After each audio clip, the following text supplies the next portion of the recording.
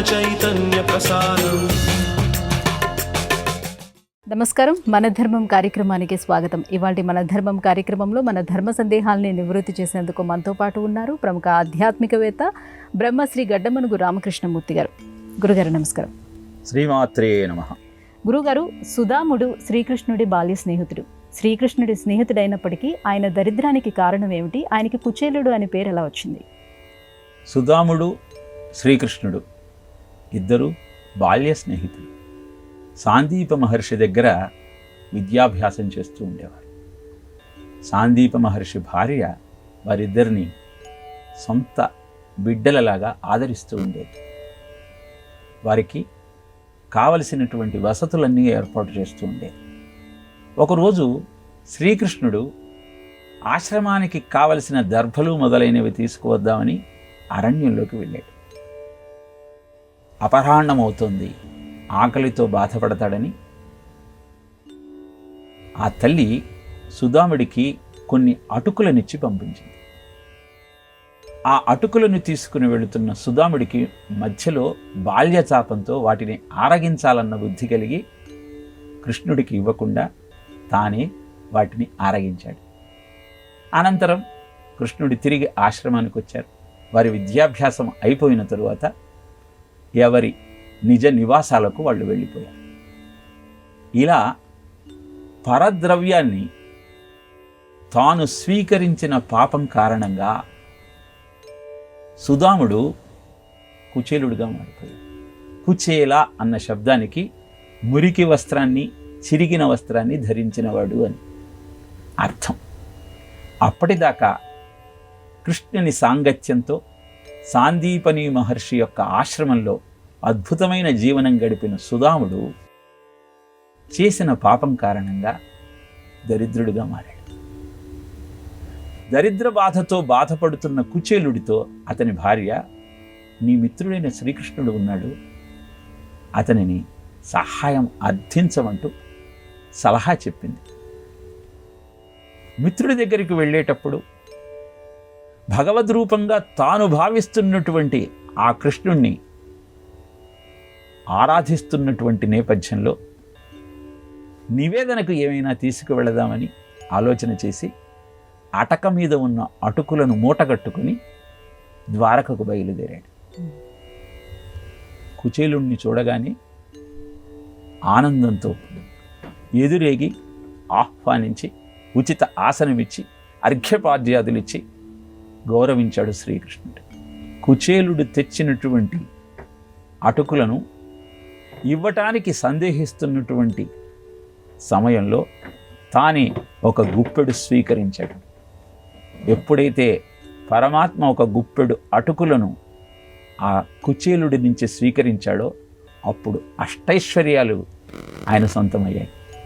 ఇంకొక గుప్పెడు తీసుకుందామని ఆలోచిస్తున్న సమయంలో రుక్మిణీదేవి నివారించింది.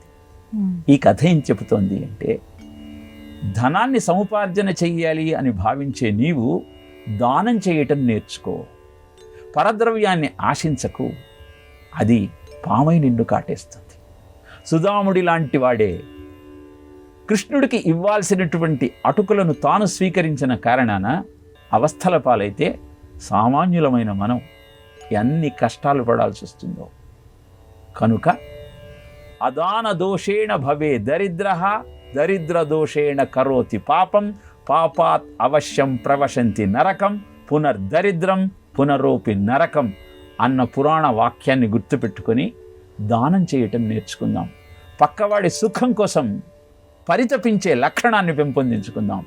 అప్పుడు అష్టైశ్వర్యాలతో ఆనందంగా జీవితాంతం గడిపేటువంటి అదృష్టం, అవకాశము మనకు దక్కుతుంది.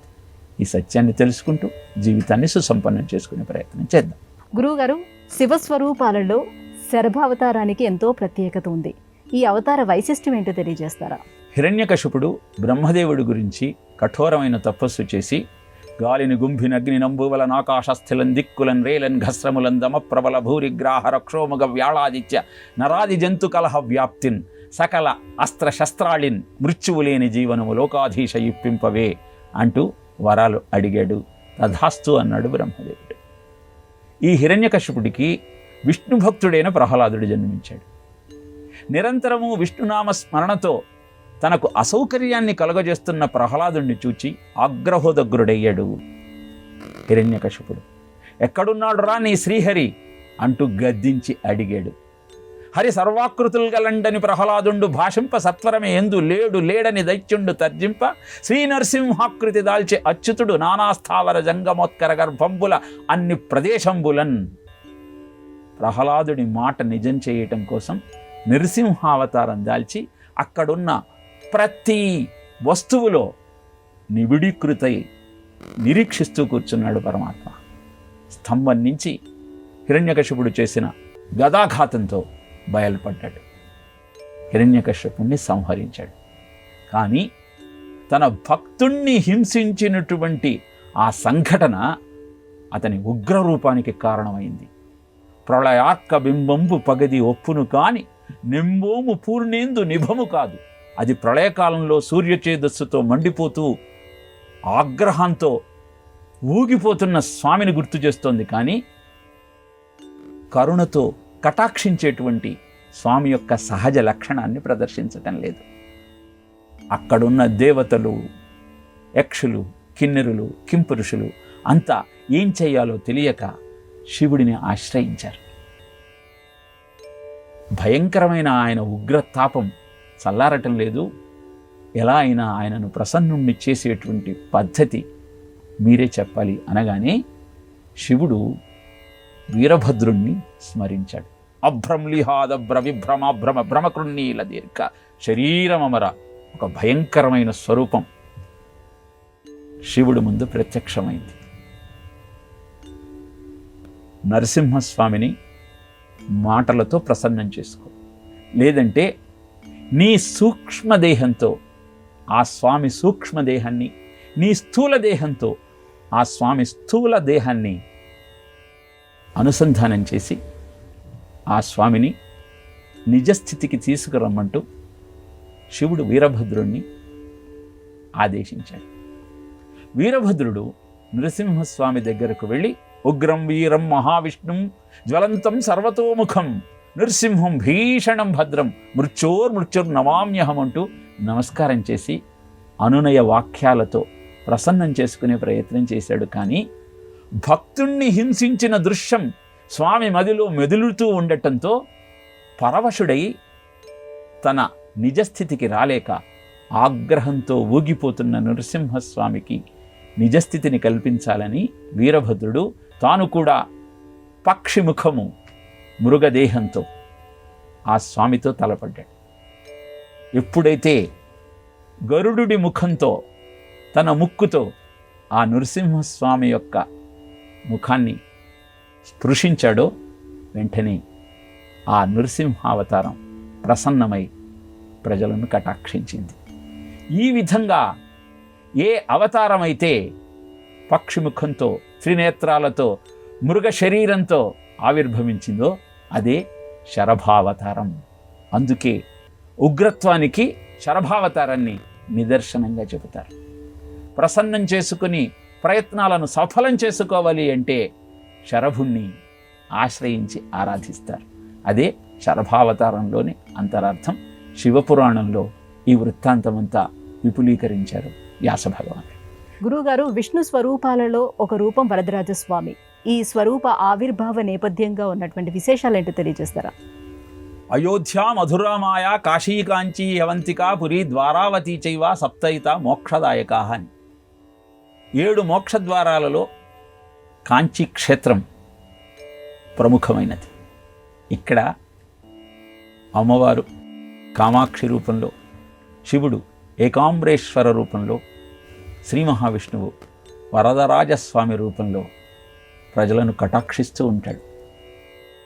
అలాంటి అద్భుతమైన క్షేత్రం వైకుంఠమా, కైలాసమా, మణిద్వీపమా అంటే 3 నిలువెత్తు నిదర్శనమే కాంచీపురము. నగరేషు కాంచీ అని ప్రసిద్ధి చెందినటువంటి నానుడి. అక్కడ వరదరాజస్వామి ఆవిర్భావానికి కారణము సరస్వతీదేవి యొక్క ప్రోద్బలంతో బ్రహ్మదేవుడు శ్రీ మహావిష్ణువు ఆవిర్భావం కోసం యజ్ఞం చేశాడు. ఆ యజ్ఞం నుంచి అగ్నిస్వరూపంతో వరదరాజస్వామి ఆవిర్భవించాడు. వరదరాజ అన్న పేరులోనే కోరిన కోరికలన్నింటినీ తీర్చేవాడా అన్న అర్థం మనకు కనబడుతోంది. అగ్నిస్వరూపమైన ఆ స్వామిని ప్రసన్నం చేసుకోవటం కోసం నిత్యము అభిషేకాలు చేస్తూ ఉండేవారు. ఇలా వరదరాజస్వామిని ఆరాధిస్తున్న నేపథ్యంలో భారతదేశం మీద విదేశస్తుల దండయాత్ర ప్రారంభమైంది. ఆ స్వామి యొక్క 9 అడుగుల అద్భుతమైన దివ్యమంగళ మూర్తిని సంరక్షించాలన్న సంకల్పంతో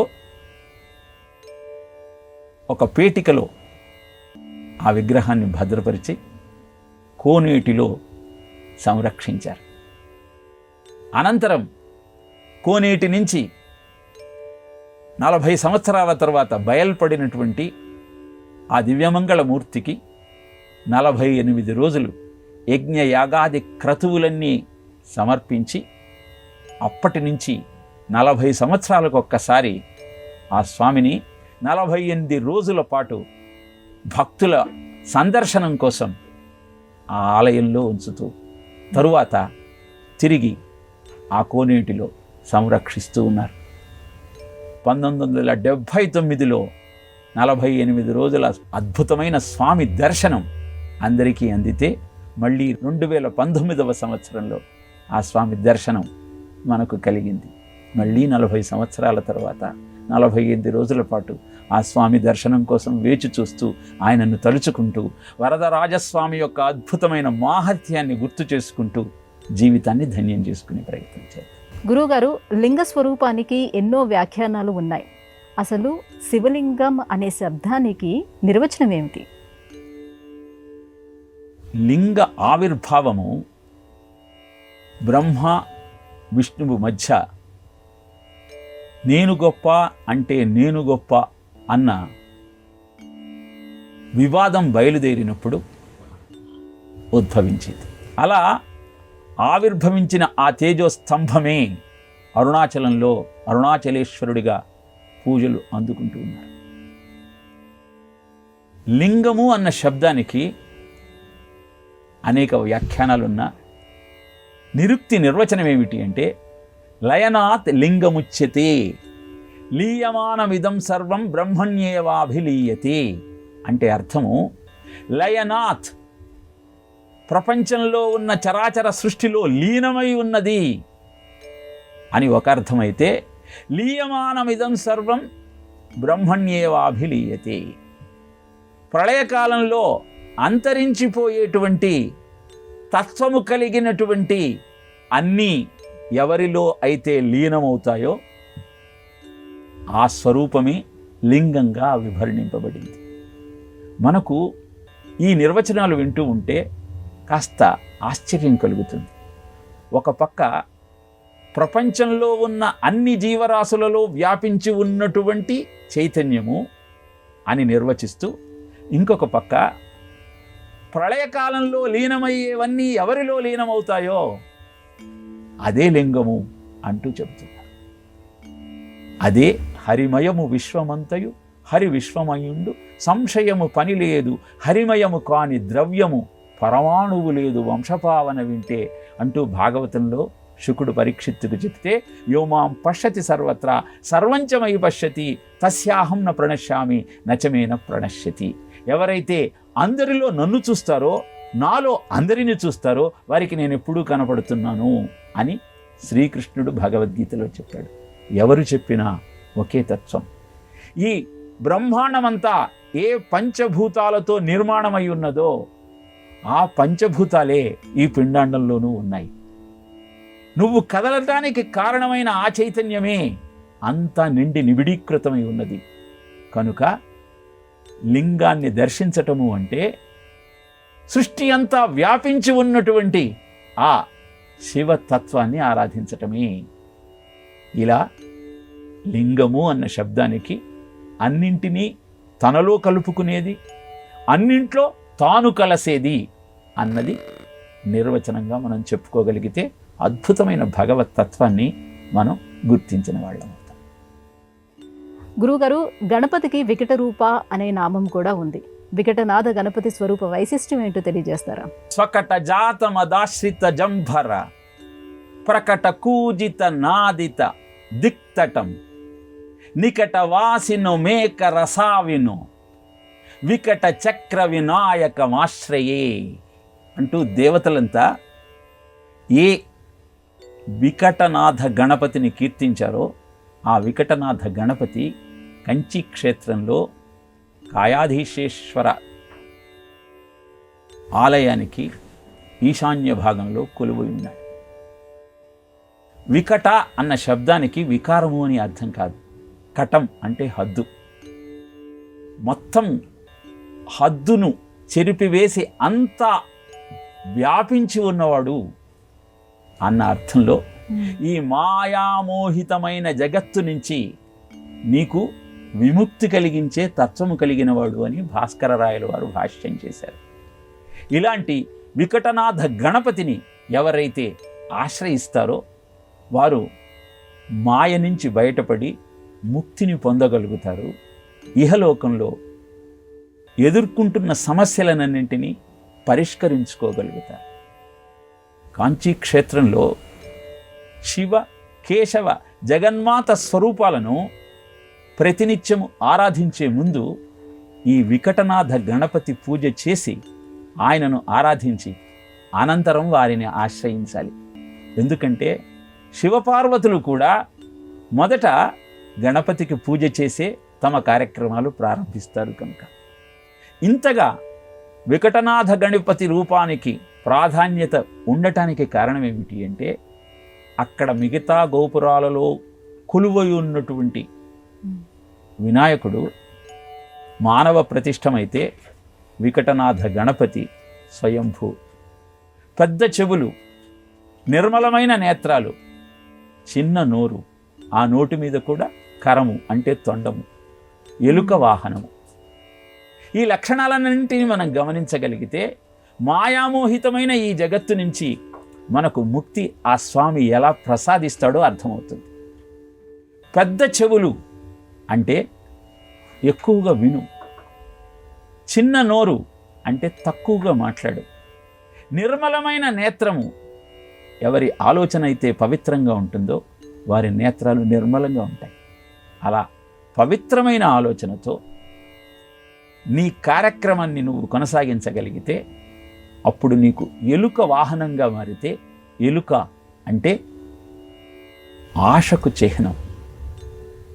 ఆశను అధిరోహించి నీ కర్తవ్యాన్ని గుర్తించి నీ జీవనాన్ని నువ్వు కొనసాగించగలిగితే ఏ మాయ అయితే నీకు ప్రతిబంధకంగా మారి నీ జీవితాన్ని అస్తవ్యస్తంగా చేస్తుందో అలాంటి మాయ నుంచి బయటపడే అవకాశం నీకు చిక్కుతుంది. అదే వికటనాథ గణపతి అవతారాన్ని ఆరాధించటంలోనే ఆంతర్యం. అలా అద్భుతమైన ఆ స్వామిని ఆరాధిస్తూ మన జీవితాన్ని ధన్యం చేసుకునే ప్రయత్నం చేద్దాం. దేవతలు కూడా ఆ స్వామిని ఆరాధించి పూజించి తమ యొక్క ప్రయోజనాలను నెరవేర్చుకుంటూ ఆనందాన్ని అందుకున్నారు అని పురాణం తెలియజేస్తున్న సత్యం. గురుగారు, న్యాయ సంవిధానంలో అనేక పద్ధతులు విధానాలు ఉన్నాయి. ఈ నేపథ్యంలో సూచి కటాహ న్యాయం అంటే ఏమిటి? సూచి అంటే సూది, కటాహం అంటే పెద్ద పాత్ర, గంగాళం లాంటిది. ఈ పాత్రలను తయారు చేసే వ్యక్తి దగ్గరికి ఒక ఆసామి వెళ్ళి నాకు ఒక పెద్ద పాత్రను తయారు చేసి ఇమ్మని అడిగాడు. ఇంకొక వ్యక్తి వచ్చి నాకు ఒక సూది తయారు చేసి ఇమ్మన్నాడు. మొదట వచ్చినవాడు పెద్ద పాత్రను అడిగితే రెండవ వచ్చినవాడు చిన్న సూదిని అడిగాడు. మొదట వచ్చాడు కాబట్టి అతని పని మొదట చెయ్యాలి అన్న ఆలోచన చెయ్యకుండా తొందరగా సూది తయారు చేసి ఈ వ్యక్తికి ఇచ్చినట్టయితే ఇతను వెళ్ళిపోతాడు, తర్వాత ఆ పెద్ద పాత్ర చేయవచ్చు అన్న ఆలోచనతో మొదట సూది తయారు చేసి ఇచ్చి అనంతరం పాత్రకు శ్రీకారం చుట్టాడు. ఈ సూచి కటాహ న్యాయం ఏం తెలియజేస్తుంది అంటే నీ జీవితం అంతా ప్రయారిటీ మీద ముందు నువ్వు చేస్తూ ఉంటావు. ఆపరేటింగ్ సిస్టమ్స్లో కూడా ఈనాడు కంప్యూటర్ విజ్ఞానం బాగా పెరిగిన నేపథ్యంలో ప్రయారిటీ బేస్డ్ ఆపరేటింగ్ సిస్టమ్ అని, నువ్వు ఏ పని చేస్తున్నా అత్యంత అవసరమైన ఇంకొక పని కలిగినప్పుడు ఈ పని ఆపి ఆ పని చెయ్యాలి. నువ్వు కార్యాలయానికి బయలుదేరావు, అదే సమయంలో మీ నాన్నగారు ఏదో పని చెప్పారు. ఇప్పుడు ఏ పని ముందర చెయ్యాలి అంటే, ధర్మబద్ధమైన జీవనాన్ని గడపదలుచుకున్నవాడు తండ్రి చెప్పిన పనికి ప్రాధాన్యత ఇచ్చి అనంతరం తన కార్యక్రమాన్ని నెరవేర్చుకోవాలి. ఇలా ధర్మబద్ధమైన జీవితాన్ని గడపటానికి నీ ప్రయారిటీ ఏమిటి, నీ ప్రాముఖ్యత ఏమిటి, దేన్ని ఆధారంగా చేసుకొని నువ్వు నిర్ణయాన్ని తీసుకుంటున్నావు, నీ స్వలాభమా ధర్మమా, ఇది తేల్చి చెప్పేదే సూచి కటాహ న్యాయం. చిన్న పని కాబట్టి ముందర చేస్తున్నాను, పెద్ద పని కాబట్టి తరువాత చేస్తున్నాను అన్న భావన నీలో ఉన్నప్పటికీ చిన్నదేది పెద్దదేది అని నిర్ణయించుకోవలసినది నువ్వే.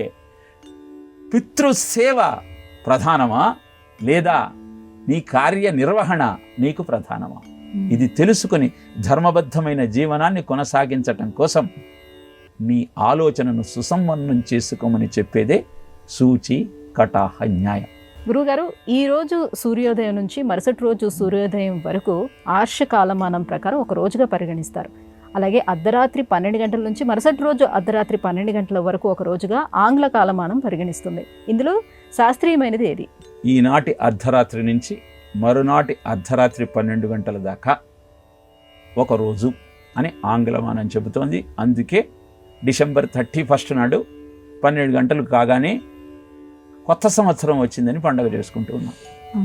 ఉదయాత్ ఉదయం దినం అని ఆర్షవాంగ్మయం తెలియజేసింది. ఈనాటి సూర్యోదయం నుంచి మరునాటి సూర్యోదయం దాకా ఒక రోజుగా పరిగణించాలి. 24 గంటల ఖచ్చితమైన కాల వ్యవధి ఆంగ్ల కాలమానంలో మనకు కనపడుతుంటే 19 గంటల నుంచి 26 గంటల వ్యవధి మనకు ఆర్షవాంగ్మయంలో కనపడుతుంది. మరి ఖచ్చితమైనటువంటి కాల నిర్ణయము ఉచితమా? మారుతున్నటువంటి కాలంతో దినాన్ని ప్రసాదించటం, గుర్తించటం సరి అయిన పద్ధత అని మనకు సందేహం కలుగుతుంది. నిజానికి కేవలము రోజులో ఉన్న 24 గంటలను ఆధారం చేసుకుని సంవత్సర కాలాన్ని నిర్ణయించిన ఆంగ్ల కాలమానంలో నెలకెన్ని రోజులు అంటే సమాధానం ఏమిటి? 30, 31, 28, 29. కేవలము ఒక రోజు యొక్క కాలాన్ని నిర్ణయించటం కోసం నెలల యొక్క కాలము పరిమితిని తమకు అనుగుణంగా మార్చుకున్నారు. కానీ భారతీయ జీవన విధానంలో నెలకు 30 రోజులే.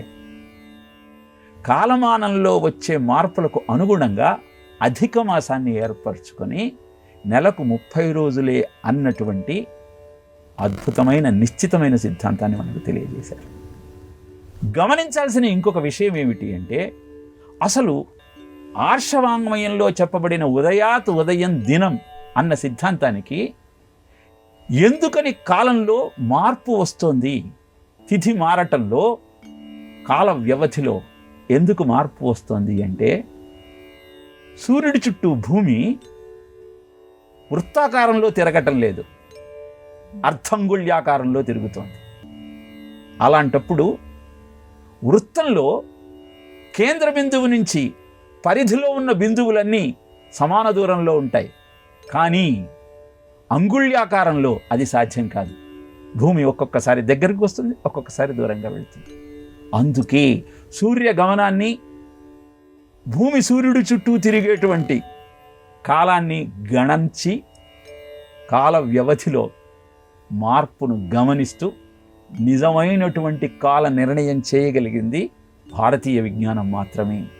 అందుకే ఖచ్చితమైన కాల నిర్ణయము, రాబోయే గ్రహణముల యొక్క పరిస్థితి ఏ కంప్యూటరు లేకుండానే ఎప్పుడో గుర్తించి తదనుగుణమైనటువంటి కార్యాచరణ చెయ్యమని జనబాహుళ్యానికి తెలియజేసిన వాడు భారతీయ ఋషి.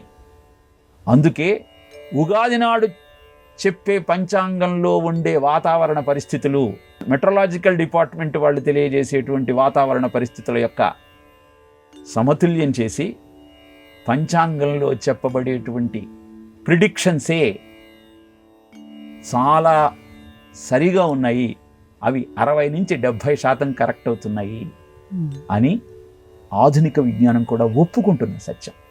కాబట్టి భారతీయ జీవన విధానంలోని ఔన్నత్యాన్ని గుర్తించి ఋషి వాక్యాన్ని పాటిస్తూ దాన్ని జీవితానికి అన్వయించుకుంటూ అద్భుతమైన జీవన విధానాన్ని కొనసాగించడం కోసం సోపానాలు నిర్మించుకునే ప్రయత్నం చేయాలి. గురుగారు, ఇవాళ మన ధర్మం కార్యక్రమంలో మాకు వచ్చినటువంటి ఈ ధర్మ సందేహాలన్నీ కూడా నివృత్తి చేసినందుకు ధన్యవాదాలండి. కృష్ణార్పణ. ఇదే ఇవాళ మన ధర్మం కార్యక్రమం. రేపటి మన ధర్మం కార్యక్రమంలో మళ్ళీ కలుసుకుందాం. నమస్కారం. ఈ కార్యక్రమాన్ని తిరిగి చూడాలనుకుంటే www.youtube.com/@ETV Life Spiritual లో చూడవచ్చు.